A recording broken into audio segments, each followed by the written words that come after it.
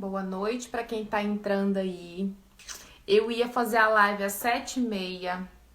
Depois eu resolvi que eu nem ia fazer mais, por isso eu nem divulguei. Porque eu tava cansada, eu tô cansada, mas na verdade eu tomei um café aqui que acabou me energizando. E eu decidi entrar agora de supetão outra vez para falar sobre os nossos traumas, como que os nossos traumas podem influenciar, de certa forma, matar os nossos filhos, a personalidade dos nossos filhos, tá? Quem foi entrando aí, já me ajuda aí, gente. Já pega esse aviãozinho que tá aqui, ó. Bem aqui, nesse cantinho. Não repara a unha feia. Que vida de mãe é corrida, não deu tempo de arrumar. E não é a minha prioridade dos últimos tempos. Enfim, quero falar aqui sobre os nossos traumas.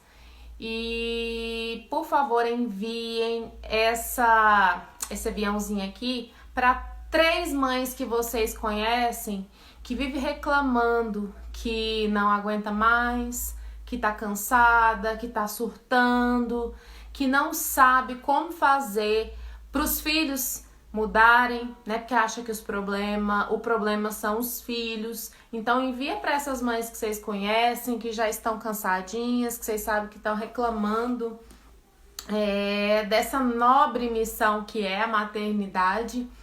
E nós vamos falar aqui sobre os traumas e eu quero falar um pouco sobre os meus traumas, sobre alguns deles, como eles afetaram a minha vida hoje, né? Porque acontece assim, quem tiver já pergunta, quem quiser falar alguma coisa já pode ir mandando aí.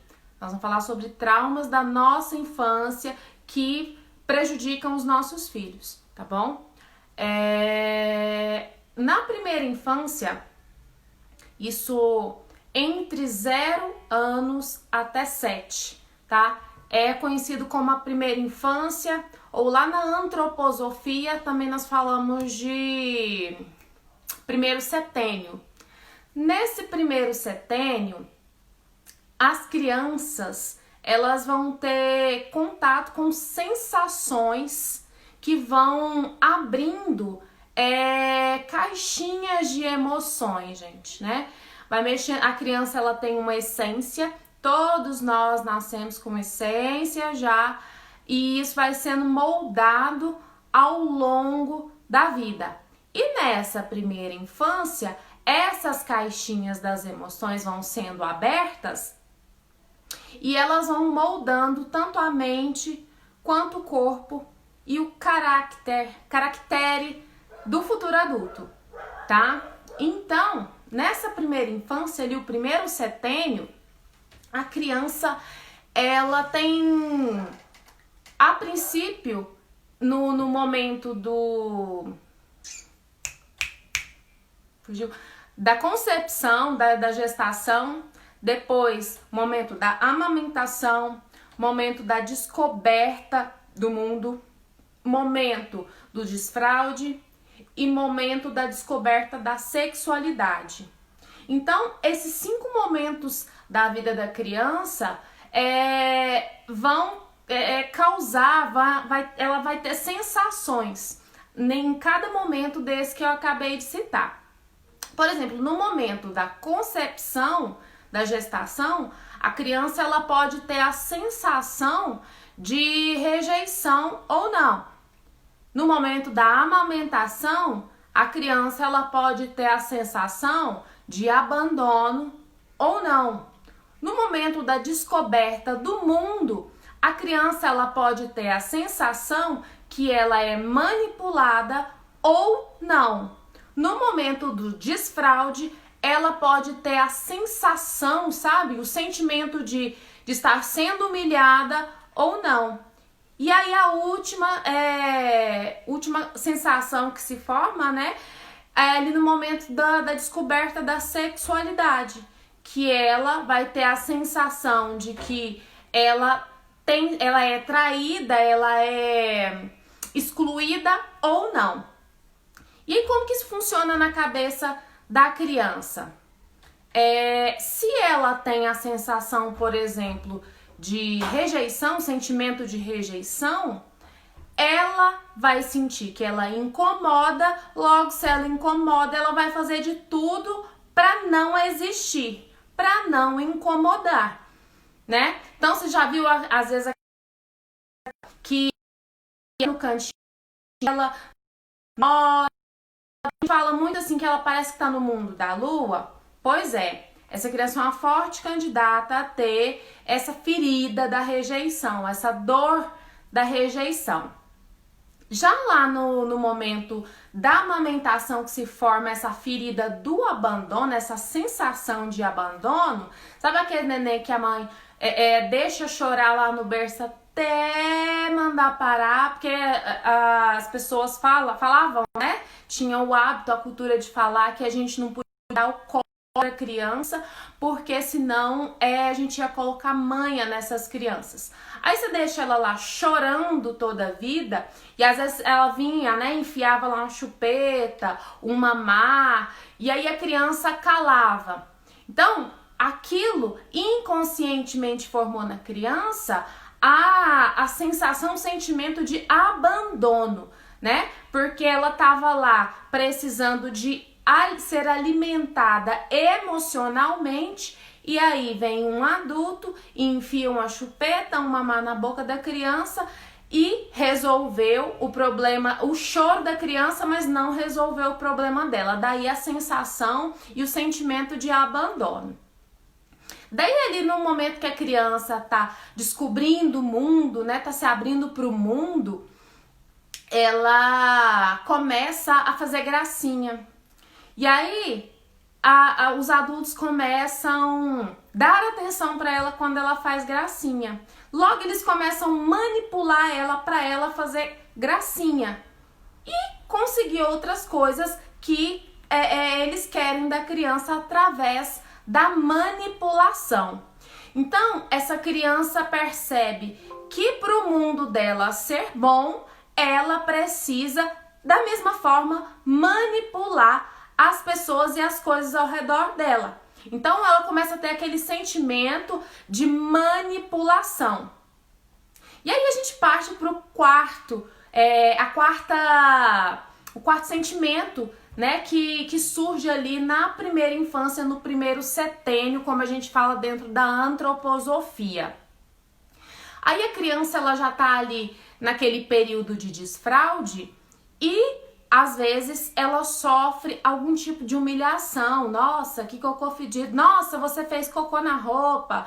Nossa, você fez xixi na roupa. Você molhou sua cama. E aí a criança, ela começa a ter aquele sentimento de humilhação, que ela precisa prender, que ela precisa segurar para ela não ser humilhada. E a gente parte para o último sentimento, né? Que é o sentimento de traição, exclusão, que é ali no momento da descoberta da sexualidade da criança dentro do primeiro setênio, tá? Essa descoberta da sexualidade é que ela começa a perceber que o mundo funciona aos pares, né? Então ela tá vendo ali que a mamãe tem um par, que a mãe da amiguinha tem um par, que o pai do amiguinho tem um par, mas que ela não tem. E aí ela vai triangular com alguém. Normalmente ela triangula, se for uma menina triangula com o pai, se for um menino triangula com a mãe, né? E aí vocês podem perguntar pra mim, mas no caso de crianças que não têm o pai, né? Teu pai tem. E aí ela vai triangular com o que ela conhece do pai, com as histórias que ela ouve do pai, entende? Então, partindo desses princípios de quando são abertas essas feridas, para vocês entenderem como que esses traumas que se formam lá na infância vai afetar a vida dos nossos filhos, levar de certa forma morte para a vida dos nossos filhos, é matar os nossos filhos, né? Porque nós recebemos ali na nossa infância também morte, matou a nossa essência. E nós aprendemos a fazer o quê? Matar também a essência dos nossos filhos. Porque quando a gente poda uma criança de ser natural, sei lá, ela tá descobrindo ali a sexualidade. E aí ela tá pondo a mão no genital dela. É lógico que ela não tá colocando a mão no genital ali porque ela tá manipulando sexualmente o órgão genital dela, porque ela tá realmente descobrindo. E aí, alguém vai lá e briga com ela porque ela tá fazendo aquilo, ela vai entender que ela não pode ser natural. Alguém vai lá e manipula a criança para ela fazer gracinha, e quando ela não tá fazendo uma gracinha, ela não vale nada, ela não tem atenção, então logo ela entende que ela não vale nada. Você tá fazendo o quê? Você tá reforçando uma trilha mental nessa criança. E aí adivinha como é que ela vai conduzir a educação dos filhos dela quando ela tiver os filhos dela. Entende? Então isso é muito sério. E aí muitas coisas que acontecem na nossa vida enquanto nós somos adultos, a gente não entende as nossas reações. Mas todas as nossas reações aos problemas que acontecem, a forma que a gente se conecta com a profissão, com o marido, com o namorado, com a mãe, com o pai, com os irmãos, com o propósito, tudo isso já é bem previsível de acordo com cada ferida que foi se abrindo ali na infância, na primeira infância. E isso vai ser concretizada, a mielinização, ali na segunda infância, que é o segundo setênio dentro da antroposofia que a gente fala, né? A janela do trauma. Então, quando a criança tá ali entre os 7 e os 14 anos, que assim, já foi muito reforçado os comportamentos e ela já tem trilhas ali na cabecinha dela, já tem formas na cabecinha dela de agir para ela poder existir, para ela poder ser notada, para ela poder ser vista, né? Então, como isso já foi reforçado, já moldou dentro com o mundo. Já moldou nessa criança os traços da personalidade dela. E aí, quando você vê, por exemplo, uma pessoa que tem muita dificuldade de concluir as coisas, que tem muitas ideias, mas nunca consegue concluir nada, o que é isso? É um adulto que foi pouco estimulado. É um adulto que se sentia, que queria ficar muito na dele, então se tende muito a procrastinar. Aí você vê esse adulto que vive procrastinando e você não sabe de onde que surgiu isso, tudo tá ligado lá na infância. Eu, por exemplo, deixa eu contar uma história pra vocês, a minha história. Eu sempre, desde muito pequena, e muito pequena que eu falo assim, ali pelos 6 anos, que é quando é formado esse último traço da exclusão, né? Esse último sentimento de exclusão. Então, desde essa fase, eu sempre ouvi muito que eu era cabeça dura demais, que eu era teimosa demais, que eu era insistente demais. E isso perpetuou. Até hoje, eu sou essa cabeça dura. Até hoje eu ouço muito isso. Nossa, mas a Kênia é muito teimosa. A Kênia é muito cabeça dura. A Kênia é muito insistente. E de um ano pra cá, eu tenho refletido muito sobre qual é o limite pra gente insistir em alguma coisa. Quando é que eu devo parar de insistir em alguma coisa? Porque existe uma grande diferença entre insistência, persistência e obstinação. Quando eu tô sendo obstinada em alguma coisa, isso não é bom. Por quê? Porque eu, normalmente, isso não traz maturidade, isso não me traz paz, isso não é fruto, não me traz um fruto bom, entende? E eu era essa pessoa obstinada, sem saber quando parar. Ah, o negócio não tá dando certo, mas eu vou insistir nisso aqui porque eu quero que dê certo. É eu que vou determinar isso, e por mais indícios que eu tivesse de que o negócio não era pra mim, eu continuava insistindo, custe o que custar. Aí eu perguntava, gente, mas de onde que vem isso? Parece que eu quero provar, e eu ouvi isso muitas vezes. Kenia, parece que você tá querendo provar algo pra alguém, mas você não precisa provar nada pra ninguém. Mas só que eu não entendia. E eu continuava insistindo, coisas que eu deveria ter deixado pra trás há muito tempo, tipo, fechado ciclos pra começar outros, e eu ali insistindo. E eu perguntava, gente, mas eu devo insistir até quando? Por que que eu faço isso? Por que que eu não consigo parar? Porque eu realmente não conseguia parar. E aí eu fui pro confronto, fui olhar, né, qual que era a raiz dessa obstinação. E se vocês for pesquisar lá no dicionário, obstinação é uma coisa ruim, não é bom ser obstinado. Se você tiver em tempos de guerra, é bom. Se você tiver em tempos difíceis na sua vida, é bom que você seja obstinado. Mas do contrário, não. A obstinação não é bem vista, não é bem-vinda. E aí eu fui procurar, gente, por que que eu sou tão obstinada assim? Aí, sabe o que eu lembrei? Eu lembrei lá da minha infância, porque eu fui uma filha criada sem papai. Então, assim, eu tive essa sensação de exclusão baseada no quê? Baseada nas histórias que eu ouvia do meu pai e das poucas vezes que ele ia me ver. Então, das poucas vezes que ele ia me ver, teve outras tantas que ele ligava falando que ia e me dava bolo. Agora você pensa isso na cabeça de uma criança. O pai falou que vai ver, mas não foi, não vai nunca.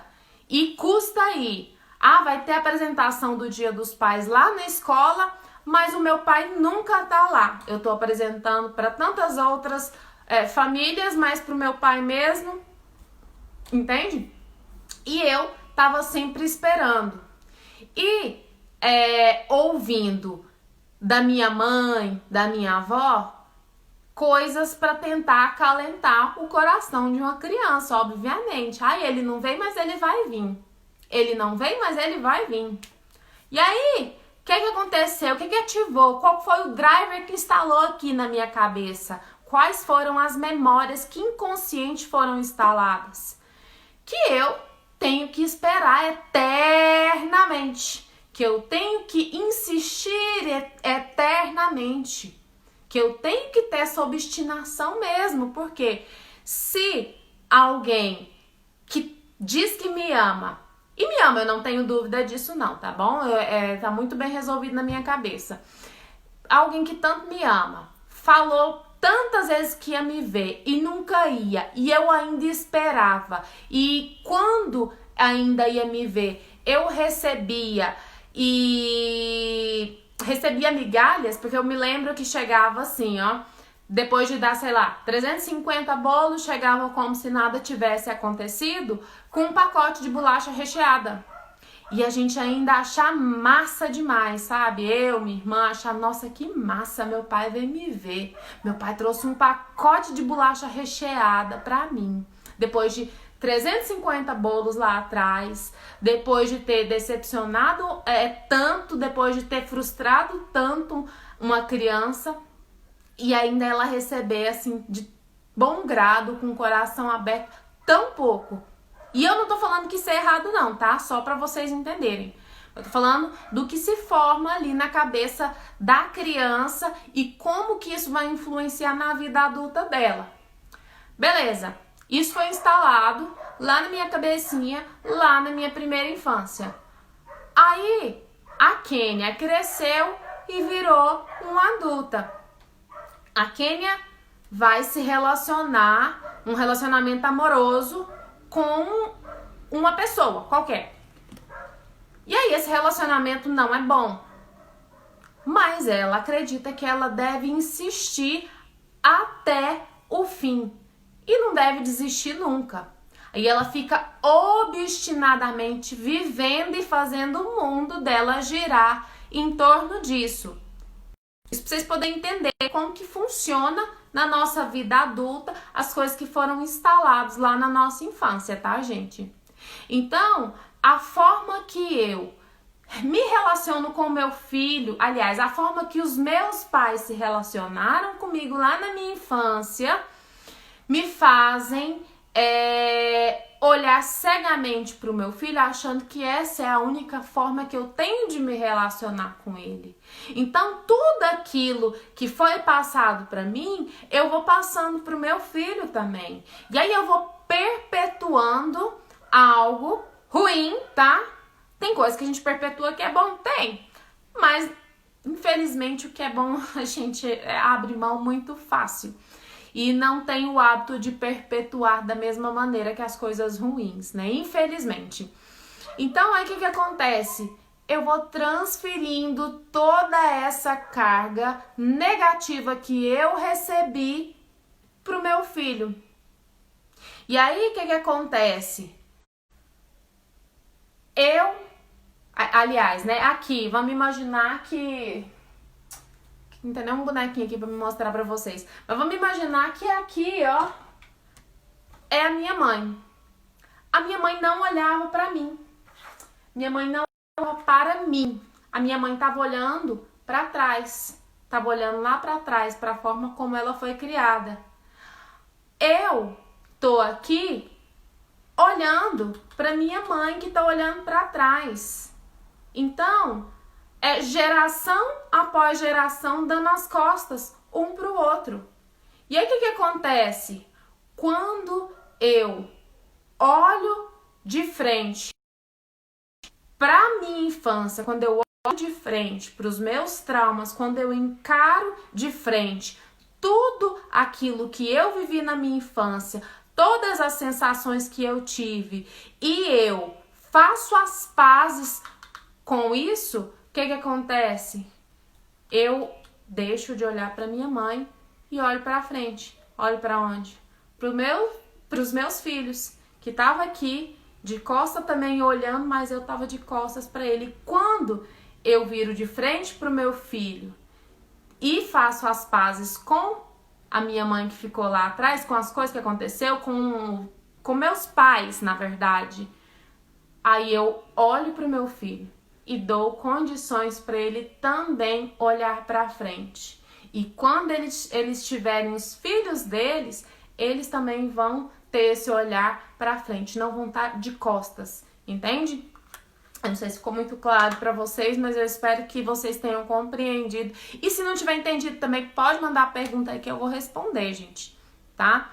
Então, assim, o mais importante que nós, como adultos, temos que fazer é reconhecer primeiro que não tá tudo bem, que não tá tudo certo, que poderia assim, porque há muito tempo não, né, também, né? Tô exagerando. Tem 2 anos que eu decidi contar a minha história, de como que eu venho nesse processo de transformação, como que tá acontecendo comigo, e decidi ajudar as mães também, que assim como eu, às vezes tá frustrada, às vezes tá ferida, magoada e não consegue, gente. Não consegue, não adianta. Não adianta, você pode querer o tanto que você quiser, você pode tentar o tanto que você quiser transformar, mas você não vai conseguir, sabe por quê? Porque você não tem condições. Quando você não olha com o olhar que você deveria olhar, quando você não olha para o lugar que você deveria olhar, você não consegue dar o seu melhor. Você pode até começar. E eu já comecei diversas vezes antes. Muitas vezes eu tentava, mas enquanto eu estava tentando, eu nunca consegui. E quando eu parei de tentar e fui lá e resolvi o que eu precisava resolver, aí sim, E esse do meu pai que eu contei aqui pra vocês, essa minha história, pra mim foi um dos mais dolorosos. Porque todas as minhas amigas praticamente tinham o pai delas lá. E eu não. Então, pra mim, era doloroso demais na infância não ter o meu pai. E como isso me prejudicou como mãe.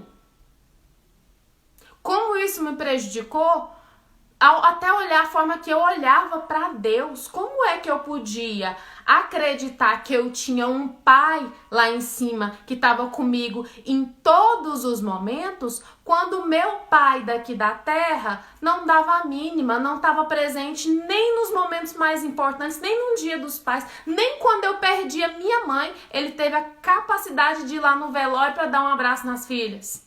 Como é que eu podia confiar num Deus e que ele estava presente e cuidando de mim, se o meu pai, que estava aqui tão perto, sei lá, eu morava no interior, morava lá em Nazário, e daqui até lá em Nazário, 65 quilômetros.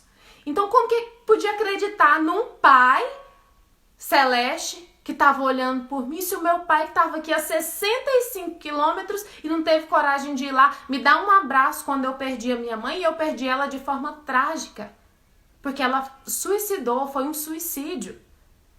Entende? Então, é o olhar, eu tô olhando para os meus pais da forma errada. Aí vocês têm coragem de falar, olhar para trás e falar assim: graças a Deus que eles me criaram assim, eles fizeram muito bem, obrigada. Se você falar pra mim, eles deram o melhor que eles tinham, ok, eu vou concordar com você e aplaudir eles, assim como eu aplaudi, tá bom? Eles deram o melhor que eles tinham. Só que a pergunta é, o melhor que eles tinham era suficiente pra você?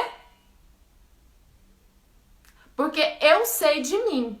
Hoje eu tenho coragem de olhar para trás e reconhecer que o melhor que eles tinham para mim não foi suficiente. Eu era uma criança que precisava de proteção e como eu morava no interior, não sei, vocês devem saber como é que é criado menino no interior. É bicho solto, ainda mais nos anos 90. Menino solto no interior, no meio da rua, brincando de bete, subindo em árvore, indo pra praça. Delícia! Eu amava isso. Só que também ela na acho que vai ter gente ruim ali também. E eu era essa criança que tinha uma mãe que me teve muito nova e foi ausente, foi violenta demais. Tinha um pai que era totalmente ausente, que não fazia questão da presença dele.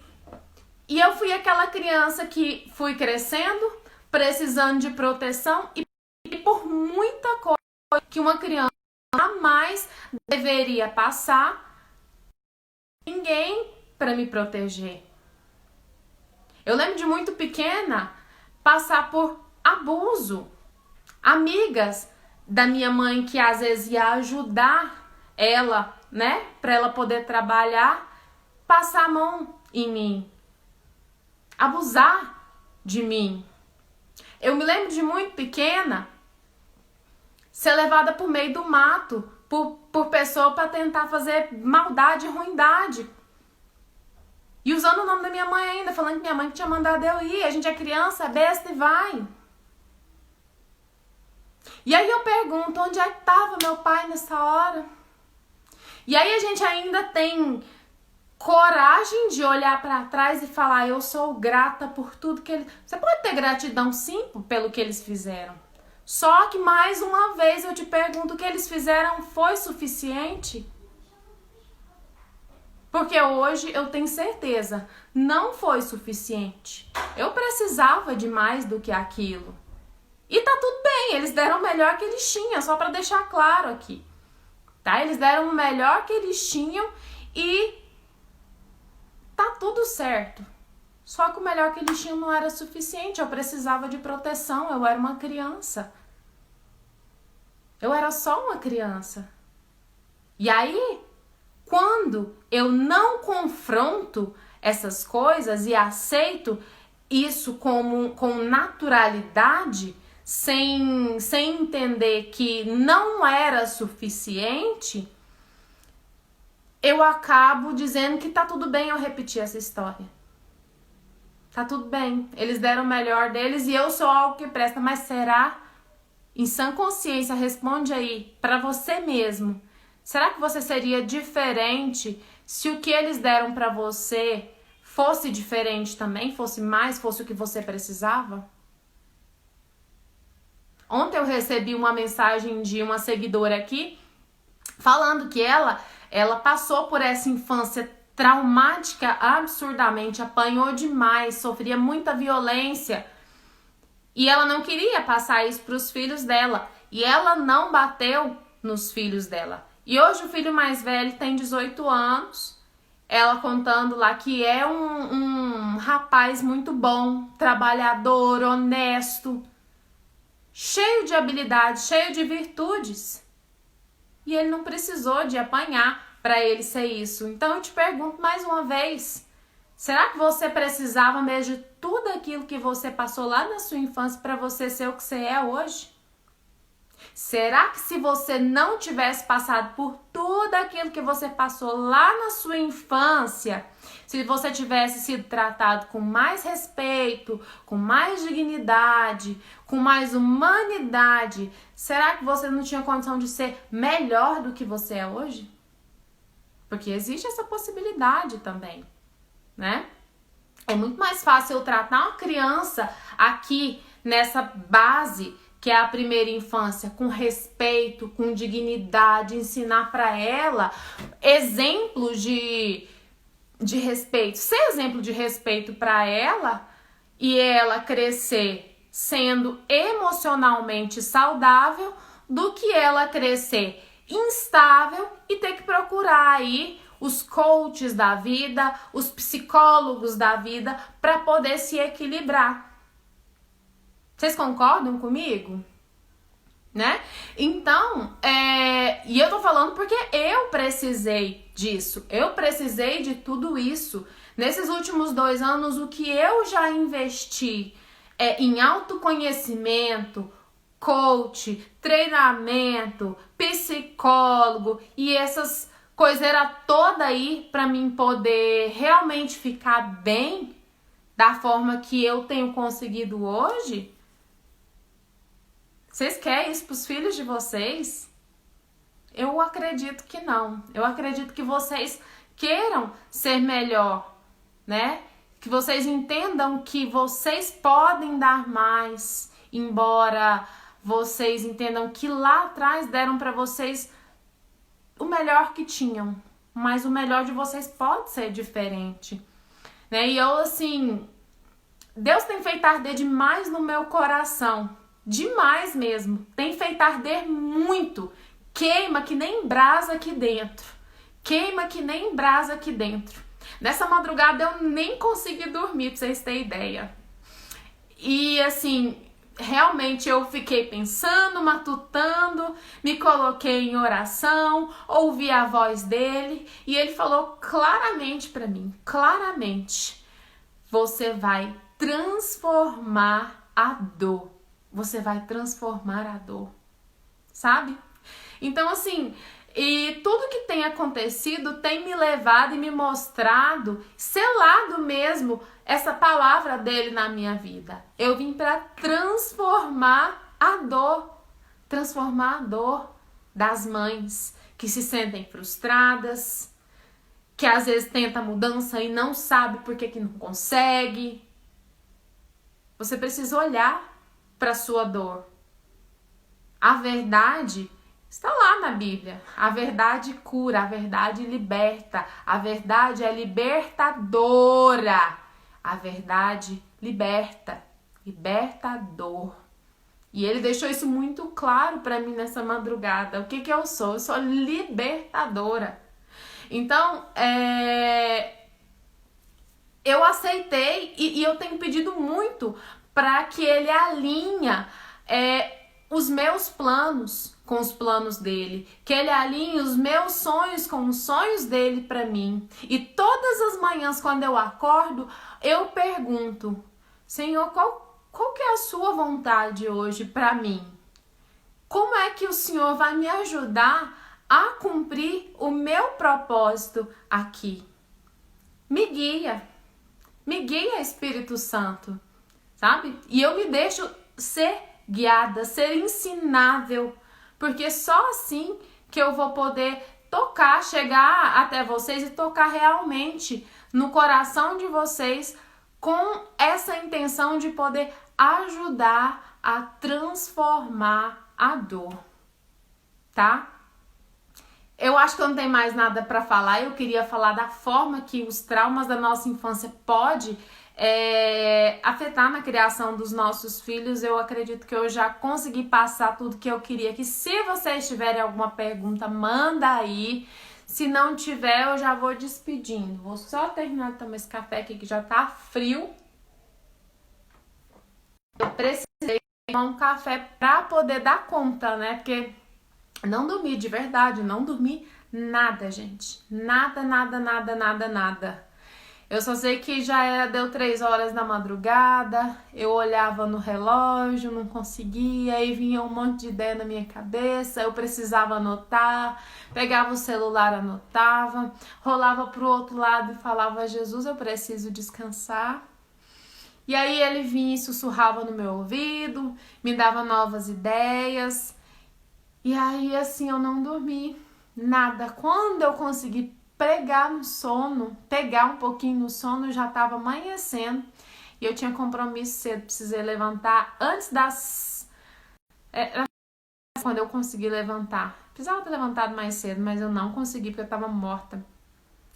E aí, tô aqui até agora, tô firme. Por isso que eu quase desisti de fazer essa live, mas eu não desisti, porque eu acredito que aqui tem propósito, né? Ele tem colocado isso no meu coração e não é à toa. Não é à toa, tá? Então, se de repente você é essa mãe que já tá aí frustrada, cansada, que não consegue mudar, que tenta, assim como eu tentei tantas vezes, e quer olhar de onde vem essa infinitas tentativas sem sucesso, que já tá cansada de ver o seu filho aí perdendo a personalidade já, que faz tudo só com medo de você, que você não consegue o respeito dele, você só consegue o medo. Eu acho que isso é terrível, isso me machucava. Isso machucava minha alma profundamente quando eu via que os meus filhos tinham medo de mim. Então, se você é essa mãe, por favor, me chama aí no direct, continua vendo aqui, né, que eu tenho colocado dicas aqui no feed, eu tenho vindo aqui nessa intenção mesmo, sabe, de transformar a sua dor, tá? E conta comigo, você não tá sozinha, tá bom? Então, deixa eu ir, que agora eu quero sentar ali no sofá com os meus pequenos, assistir alguma coisa e depois poder descansar também, tá bom? Então, um beijinho. Talvez eu apareça aqui amanhã de novo, se Deus colocar no meu coração. Até lá!